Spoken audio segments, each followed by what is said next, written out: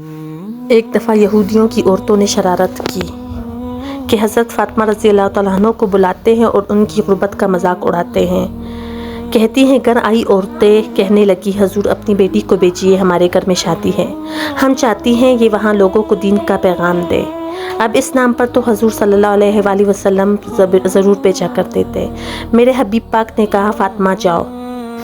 حضرت فاطمہ کہتی ہیں ہاں تو کر لی، پر میرے وجود پہ کپڑے پٹے ہوئے تھے، کئی جگہ پر پیوند تھے، مجھے پتا تھا کہ یہ عورتیں کس مزاج کی ہیں۔ فرماتی ہیں کہ میں نے نہ حضور صلی اللہ علیہ وآلہ وسلم نے کہا میری آنکھوں میں تو قطرے آنسوؤں کے آ گئے۔ میں نے کہا یا اللہ اپنے لیے نہیں، تیرے نبی کے وقار کے لیے، تیرے دین کے لیے یا اللہ یہ عورتیں یہ بڑے بڑے نظریات اور خیالات کی ہیں، مذاق اڑائیں گی دین اسلام کا، مہربانی فرما، نظر کرم فرما۔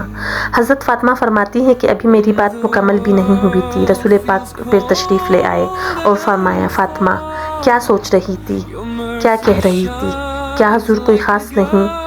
فرمایا کچھ تو کہہ رہی تھی، کچھ تو سوچ رہی تھی۔ کہتی ہے کہ میں نے بادشاہی کے نظارے گھر میں دیکھے۔